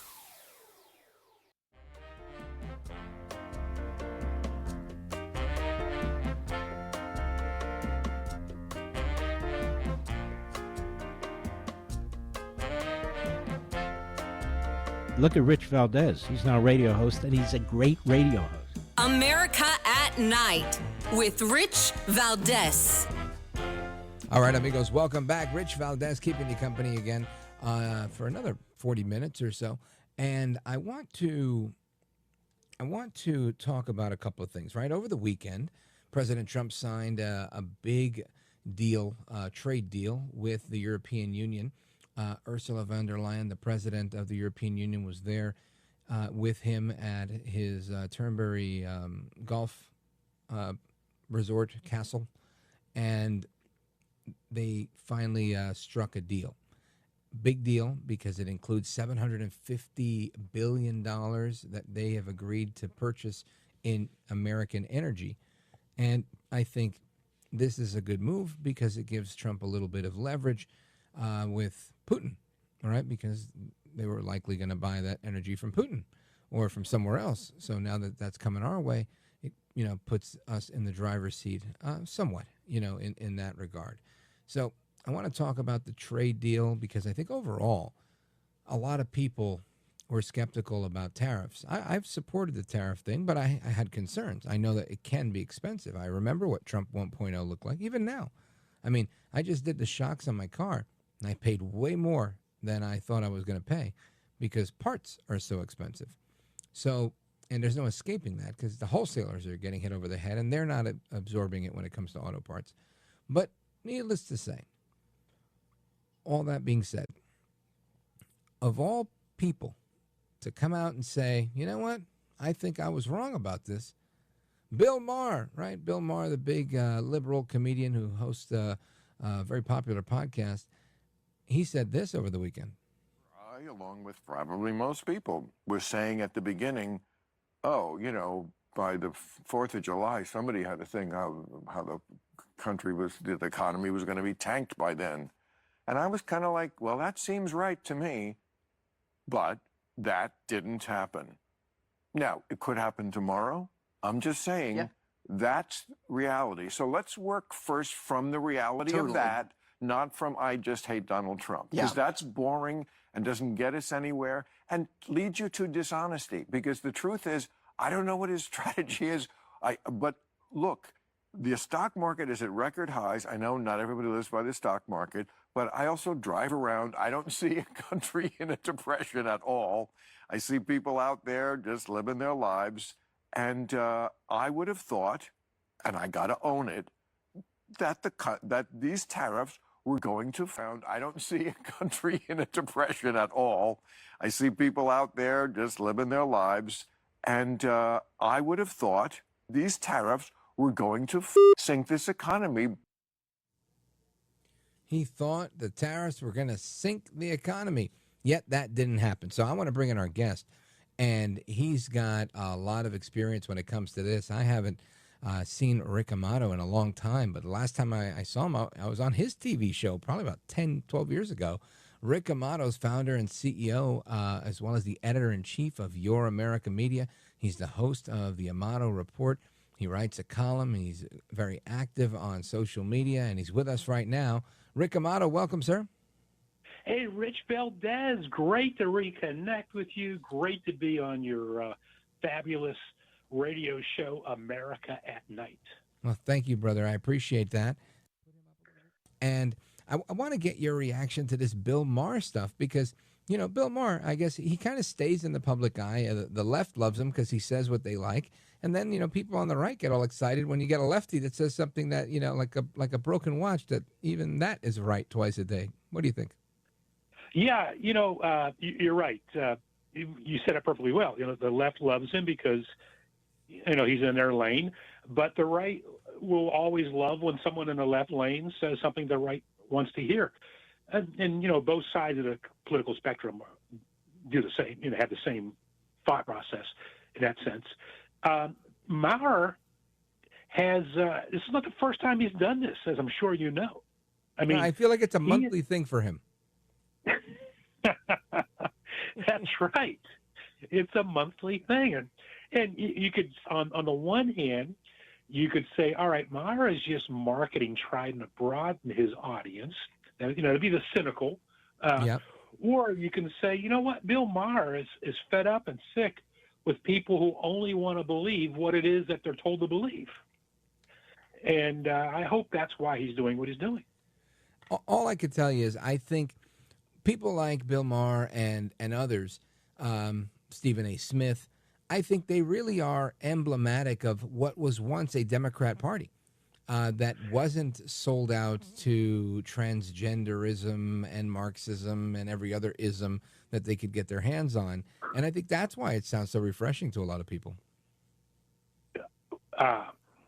Yeah, refreshing to a lot of people and outrageous to what's becoming I assume it's becoming the backbone of the left, which is, you know, you put all the isms in there, and that seems to be running the left ideology, is that extreme ism. As a matter of fact, a recent poll came out. I think it's the Wall Street Journal. I don't have it in front of me. Yeah. But favorability ratings among registered voters of the Democratic Party, this was just taken a few days ago, Yeah. is at its lowest level in 35 years. Not 35 weeks, 35 years. Mm-hmm. Why would that be? I would say it ties into the point that you're making, Rich, is the isms. All the extreme ism, from transgenderism to whatever, on the far left, is trying to take over the party. Just look at the mayoral candidate in New York City, for example. And let me just clarify. I think all people deserve to be treated with respect as human beings. Sure. I'm not criticizing anyone that has a emotional issue or what have you, and a mental issue or what have you, and does a sex change as a young adult or a mid-age adult. Bruce Jenner did what he did, and he has some kind of, he's got some kind of mental, emotional issue. But Rick Amato, I don't want to interrupt you, but the music means I got to go. We're going to come right back with you. And I want to continue the discussion with you on not only the political aspect of what's going on, but, of course, the dollars and cents aspect of these trade deals and tariffs, and how that's affecting Americans who are now moving money into investment accounts. So keep it locked right here, folks. We're coming right back with Rick Amato and me, Rich Valdez.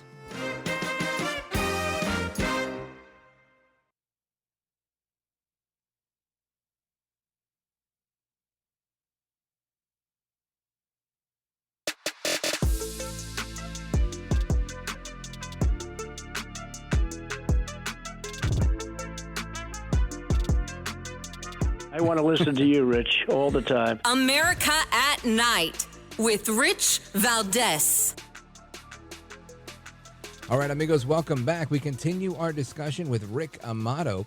Rick Amato's founder and CEO of Your America Media and the host of the Amato Report. And Rick Amato, we were talking about President Trump's tariffs and the overall health of the U.S. economy, and I want you to elaborate on this, but I want you to listen to a clip that we have, because apparently more and more Americans are moving savings from their checking and other accounts to investment accounts. Listen to this. Report this morning, Americans' bank balances are lower, but their total savings are growing. A new analysis by J.P. Morgan Chase Institute examined 4.7 million households and found that checking and savings balances are below what's expected based on historical trends. But Americans' total cash reserves are rising and approaching historical growth trends. That includes cash growing into brokerage accounts like money market funds and CDs. Loyola University Maryland accounting professor J.P. Crail says more Americans investing signals confidence in the U.S. economy. Investment always comes with risk, but a lot of people don't realize that so does keeping your cash in the bank, because you run the risk of missing out on opportunities. So I think a lot of people, and this may be due in part to apps like Robinhood and Acorn kind of democratizing the investment process, making a lot of people realize, hey, you know what? Investing's not that scary. Professor Crail goes on to say to keep in mind that you can also lose money. Don't invest money that you need for upcoming expenses. So don't invest your rent money. Got it. Rick Amato, talk to me. What's your initial reaction to this? A couple quick items here. The economists, the Federal Reserve, they thought that Americans' checking account and savings accounts were going down, which was bad news for the economy. But what they didn't realize until J.P. Morgan Chase did this research report is that checking and savings account money are rising because they're being moved into these brokerage and investment accounts that was just described in that audio that you ran. So with that money being higher than our government officials realized, what that tends to lead to is increased consumer spending. And when you have increased consumer spending, what else do you get? A healthy economy. A stronger. That's right. That's right. This is a trend which has been going on for about over 7 or 8 months now. but did not get recognized until now. You know, it's funny. That's about the amount of time Trump's been in office. That's right. That's right. and yeah, I say it like that, but I mean, obviously, I think this is why many people voted to elect Donald Trump, because they know that he's a deal maker. He's looking to make some money, and I think he wants a lot of Americans to make money as well. Let me ask you about the news that we had last week with the anti-CBDC bill, the stablecoin bill, and the Genius Act all being signed to pave the way for an American stablecoin cryptocurrency. Yeah, I mean, I think that shows that Trump wants to be on the cutting edge. Just forget, we all know this, but I'll say it anyway. He's a professional businessman. Politics is where he is, and he's doing a great job at it. But he's a professional businessman. He is doing what politicians rarely do. Politics and government are known for being behind the curve, if you will. It's never on the cutting edge. Here we have a president that's trying to utilize AI and utilize the currencies which you just described, which is inevitable, but he's trying to make it a part of mainstream with the government and the U.S. economy now, which I think is remarkable. You brought up a good point, Rick Amato, which is utilizing AI.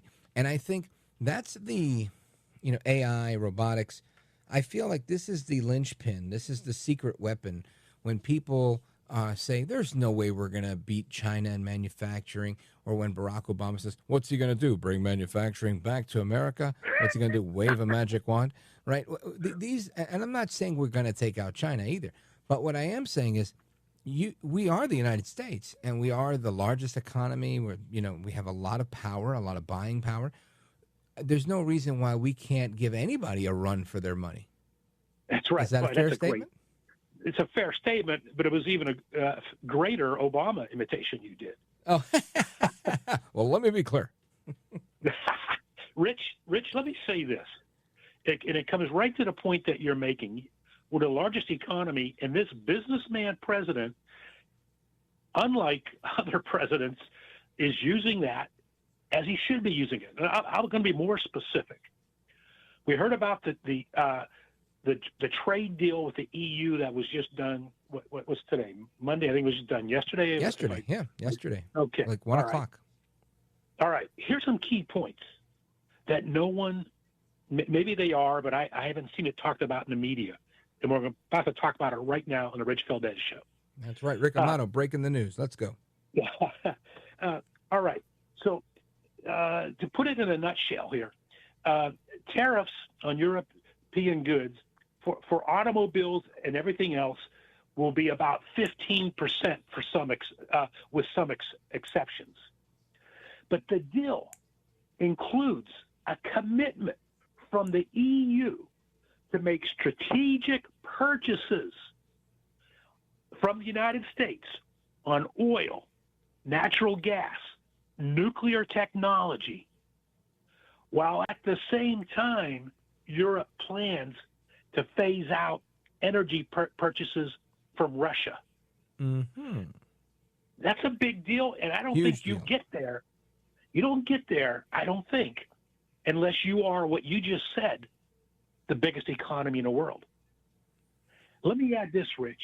Yeah. In addition to this deal, including EU making oil, natural gas, nuclear technology purchases while phasing out Russia, in addition, European companies are expected to invest $600 billion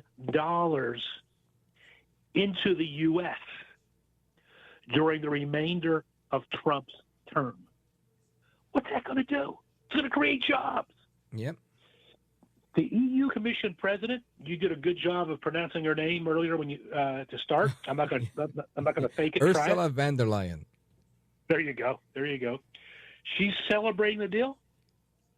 However, several European leaders, including the leader of France, have described it as the lesser of bad options available to Europe. Well, guess what? That doesn't sound real nice, but guess what? As part of the deal, the EU agreed to drop their tariffs on U.S. automobiles from 10% to 2.5%. I don't know about you, but I didn't know, or I knew and I forgot, that U.S. autos had a 10% tariff coming from Europe. And we're basically doing the same thing, and they're saying, well, we don't like the deal. Let me tell you real quick, Rick Amato. I was at a souvenir shop in the Dominican Republic just like 4 weeks ago, maybe 3. And I was talking to a guy who said, I needed a Chevy Suburban. He said, and guess what? You can't get those around here. So I had to buy it in the States. And when I went to bring it here, he said, I got this crazy deal. I bought it used. It was a 2019. I got it for $17,000. I said, wow, it's a really good deal. And he said, yeah, guess what it cost me to bring it here when they hit me with the taxes? And I was like, how much? And he was like, $14,000. And this is how they do it, because the tariffs that they put on people on their side, not our side. Excellent point. Excellent point. This overall deal should lead to more U.S. manufacturing jobs, more U.S. jobs overall. And, Kramer on CNBC, when he saw the deal during a live broadcast, he couldn't believe how good it was. And he used the F word. That's good. Rick Amato, I don't want to cut you off, but I want to make sure people get a chance to know exactly where to find you. And we're up against a break in about 90 seconds. So let everybody know how they find you. The easiest, best way to find me is online, YourAmericaMedia.com. YourAmericaMedia.com. I have several things there. Sign up for my free newsletter. You'll get it twice a week. We cover money, business, politics, and lifestyle. I've got an interview I just did with Hollywood filmmaker David Zucker, who did Naked Gun. Yeah, he's terrific. He's a legend.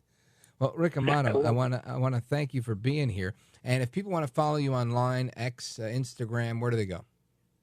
If you go to X, my name on X is at Amato Talk, AMATO Talk.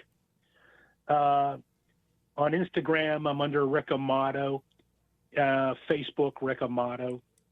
And again, sign up for my free newsletter at YourAmericaMedia.com. Outstanding. Rick Amato, you're a gentleman, a scholar, and a patriot. Great to hear from you. I hope to have you back on soon. I look forward to coming on America at Night with the legendary Rich Valdez. You're the man, brother. God bless you. Godspeed. And amigos, we come back with your thoughts, your calls, your reactions, and so much more. Open Phone America starts right now. This is America at Night with Rich Valdez. Call now, 833-4-VALDEZ. That's 833-482-5337. 833-4-VALDEZ. That's Valdez with an S.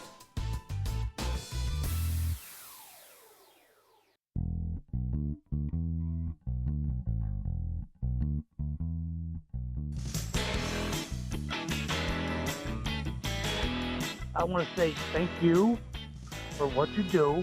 You people speak the truth. America at Night with Rich Valdez.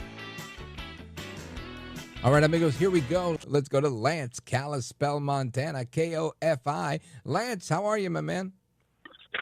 Doing quite well, Rich. Thankfully, an evening with no baseball, shall I say, overshadowing your show for 2 to 3 hours a evening. Yeah, so thank good God to speak for to you that. again. Likewise. Hey, Good so to I'm hear from you. certain that there are thousands of people out there this evening asking why and how these tragedies that have been occurring recently and again a day are being perpetrated. And fundamentally, I'd like to say, those on the other side of the aisle subscribe to the ideology of the destruction of our faith, our family, and our freedom. So people who aren't rooted in faith of Christ Jesus are easily turned astray and so easily willing to give in to that which is evil and perpetrate this kind of thing. So I would just like to encourage America, it's time for revival. And I'm not talking getting people into a religion or getting bodies in a church. I'm talking Christ at the well with the woman moments every day of our lives, because, this is cancer on our society, and we really need to start treating it at this level. Really good point, Lance. Honestly, every day I wake up and I look at these things, and I get into a number of debates, right? And there's public me that, I talk about what I talk about here, and then there's private me. And private me always brings it back to that, right? This is the reason why I don't do a lot of bashing. This is the reason there's a lot of things I try not to do. I can bash certain politicians, certain policies, but I try not to bash entire groups of people unless they're Democrats, right? And I say that jokingly. It's usually the furthest left of the Democrats that I bash. But I do that for that particular purpose, because I think that ultimately it's not politics that guides us. It's not our economic choices that bring about, I'm going to say, our providence, right? It's God, right? And but for God and but for the grace of God, there go I, right? That's what the Apostle Paul said. And I believe that to be true. So I know that sometimes we get caught up in ourselves instead of getting caught up in Jesus and what he taught us. So good point, Lance. Thank you for the call. Great to hear from you again. Shout out to Kalispell, Montana, KOFI in the building. Let's see. Carla, Mount Pleasant, Wisconsin, WLIP. Carla, go right ahead. Hi, Richie. I love your show. I think, and you're doing a great job tonight. I really hope they do find a way to prosecute these people for the Russian hoax. And if I remember right, back in the first term, Trump had met with Putin, and Putin tried to tell him that Hillary Clinton was doing stuff, trying to do stuff, with them and make, against him.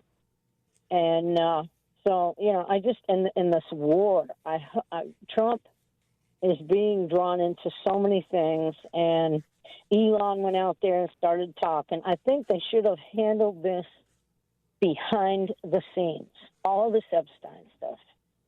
And now you come out and you change it.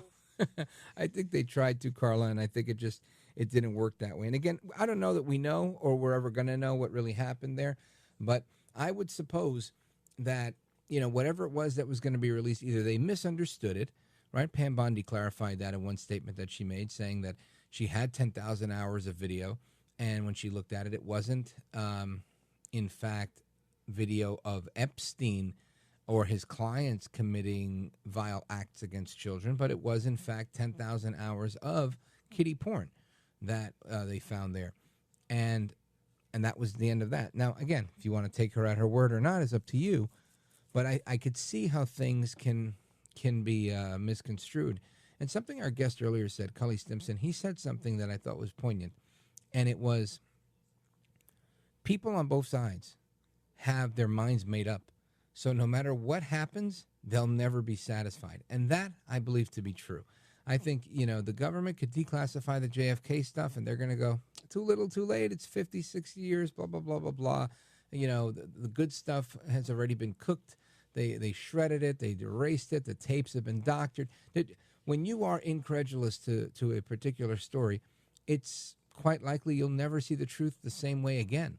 And this is why I never go down that QAnon rabbit hole, because ultimately, the things people tell me, oh, they're already locked up. Oh, they're in Guantanamo. No, they were killed. No, those are body doubles. No, those are fake people. It just doesn't end. There is no truth. There is no reality. Everything is whatever you want to make up. And I can't live in that world. But, Carla, I agree with you. We need accountability, and I pray that we get it. I want to thank you for your kind words. I appreciate it. Thanks for tuning in and for saying those nice things. I take a pause right here. We're coming back to calls from Canton, Ohio. as well as I think we got Kathy back. So keep it locked right here. It's Valdez coming back. This is America at Night with Rich Valdez.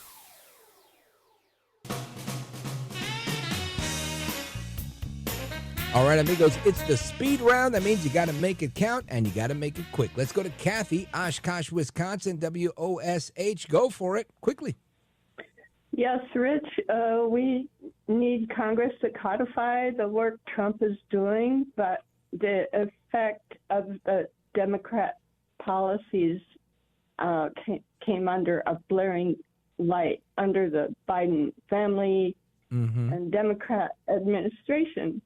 So asking for prosecutions, they could be in form of reparations.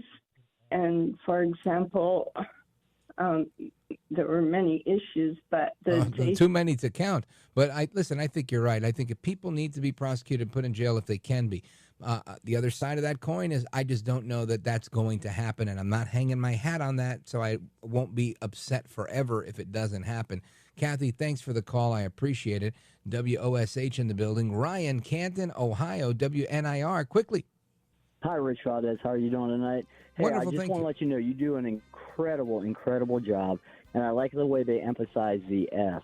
It's the S in Valdez. I'm calling. Thank you, brother. I want to say I thank you because I know that you guys in Ohio are great, and you are a server and somebody that works as a waiter. You guys deserve every bit of those tax cuts. God bless you, America. I am Rich Valdez.